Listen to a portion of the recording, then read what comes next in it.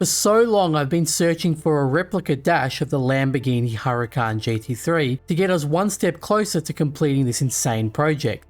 And now sim.dash have finally made one. But is this product worth its premium price? And how does it compare to its more mainstream competitors? Let's find out.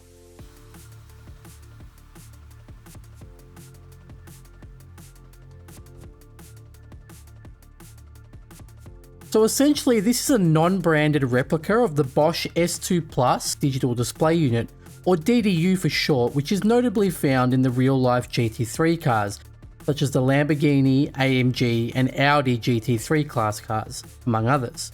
Now the real-life version is almost unattainable as it's been discontinued by Bosch, but even if you could find one, you're looking at over $1,600 USD excluding taxes and shipping, which is an absurd price to pay for a display unit being used in sim racing, not to mention how complicated it'd be to get it set up and running. Now this replica from sim.dash comes in at 4 times cheaper at $360 USD excluding shipping. To my knowledge, this is the first properly manufactured replica of the Dash, excluding homemade 3D printing jobs, and sim.dash have done an amazing job with the quality of this product. Let's take a closer look. The Dash features a very large 6.8-inch VOCORE touchscreen, which is the largest size possible that can still be powered via USB-C cable and doesn't require an HDMI connection to your PC. It's housed in a high-quality CNC aluminium with a premium black anodized black matte finish, which is smooth and cool to the touch, and features 10 fully customizable LED lights housed inside the aluminium casing. The entire unit is powered by a single USB-C cable, which is a big thing here because a lot of the larger display units that you see on the market require an HDMI cable, which basically means you're running an extra monitor on your PC, which comes with the associated performance hit. The Dash itself mounts to your wheelbase via a 4mm thick carbon plate with 2 screws, and its height is easily adjustable thanks to the 2 M4 thumb screws and adjustment channel at the back of the mounting plate. It also operates via the free SIMHUB app, which means it comes with all the customization you'd expect in terms of Dash templates and LED light profiles. Price-wise, it's very competitive for a Dash of this size and quality, and you'd have a lot of difficulty finding something similarly priced at this size. For a brief comparison, we have the Grid Engineering 5-inch DDU, which is of similar quality but only has a 5-inch display and is priced at 494 Australian dollars. Then we have the SimCore 5-inch DDU with similar components priced at $592 Australian after taxes.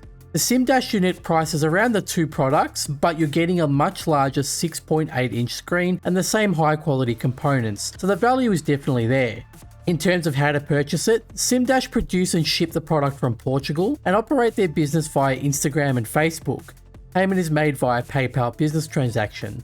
Now sim.dash has a really good reputation in the enthusiast sim racing community, and they've made a really good name for themselves in the 2 years that they've been producing sim racing display units. So although they don't operate via a website, they're definitely trustworthy, and I say that from experience because this is the second unit that I've purchased from them. I'll leave links to their Instagram and Facebook business pages in the description below. Now let's take a closer look at how the display unit works and how it's set up. So first of all, you can see it's packaged quite well with bubble wrap and foam. And presentation is really nice with this sim.dash magnet lid box.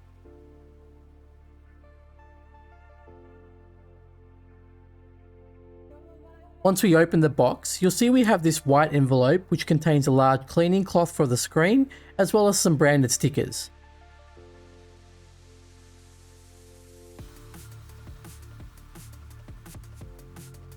We've also got the 2 meter long braided USB-C to USB-A cable.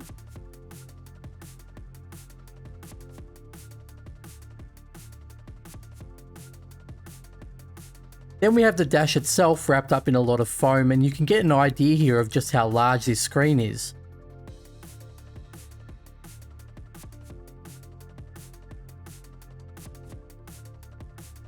On the back we've got the carbon fiber mount pre-attached, but we'll take that off for now. The mount's shape and size will vary depending on what wheelbase you're using, and when you make your purchase you'll be asked what model of wheelbase you need to mount it to. Here's a list of the compatible wheelbase manufacturers that they make mounts for.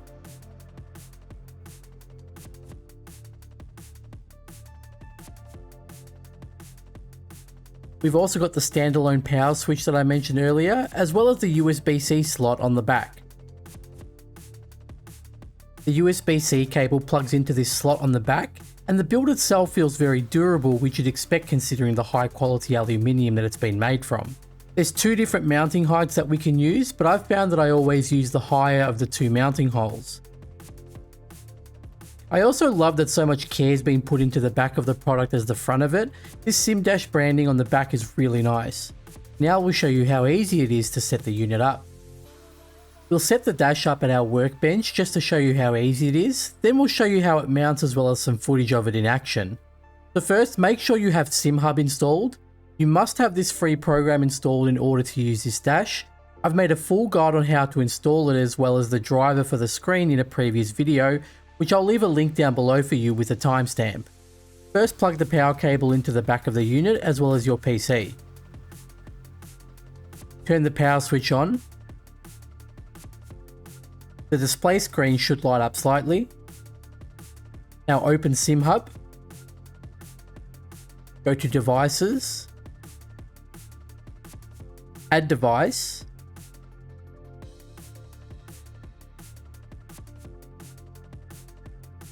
Type V for VOCORE.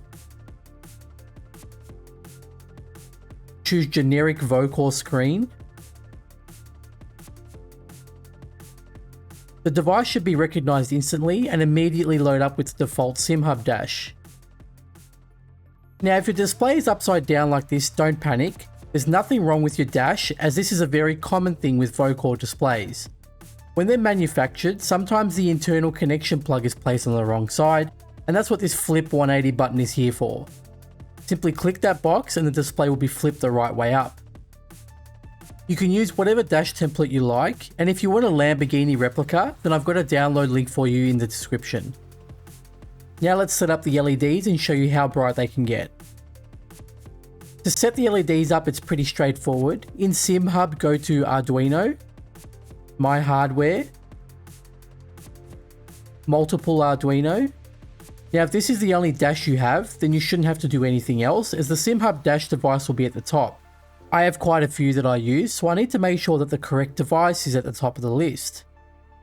SimHUB has its own default LED profile, which is okay, but I've made one specifically to replicate the Lamborghini in real life.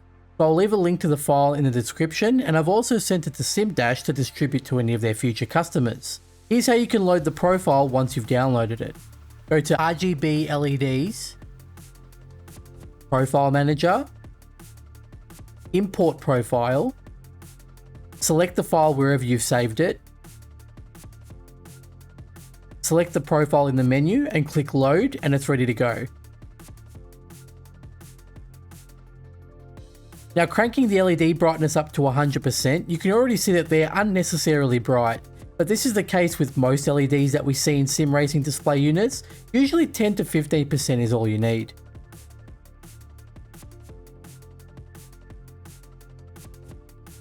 The mounting process is fairly straightforward, and you don't really need any tools apart from a small spanner depending on what wheelbase mount you're using. I'm using the Phanteks DD1, so everything I show you here will be related to that wheelbase. Now the display mounts onto the wheelbase via these two threaded holes at the front of the base here. You'll receive two small mounting bolts in your package, and you'll see that the two holes at the bottom of the bracket line up with the holes on the base. All we need to do is screw the bolts in by hand, and the bracket should naturally start to line up with the surface of the wheelbase.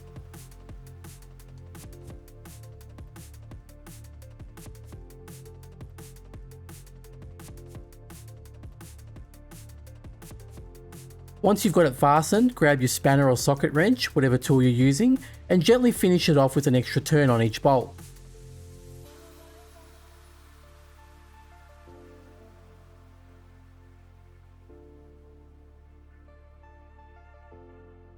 We can also adjust the height of the display unit easily using the two thumb screws located at the back. Simply loosen them by hand, adjust the height to your liking, then tighten the thumb screws again by hand.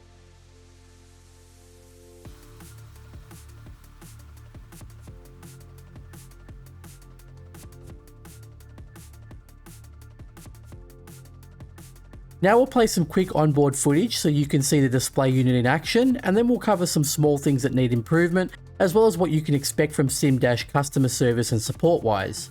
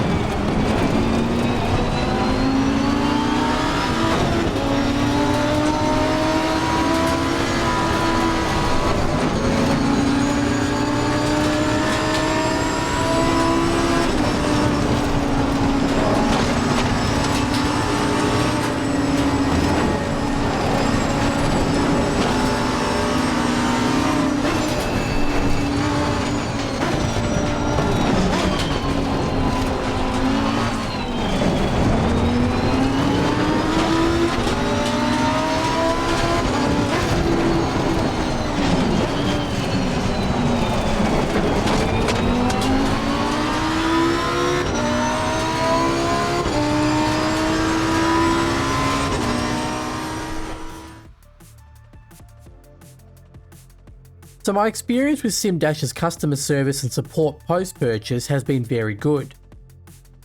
Not only are they super responsive to any questions you might have via their business account, but they've also made an entire support Discord server for this very purpose, which houses a community of customers and enthusiasts with support channels and even Dash template resource channels. If there's a question you have about the product or any issues you might have run into, sim-dash are very responsive and they'll work through it with you. Although I can't say I've experienced this myself, as I've never actually had an issue with any of their display units.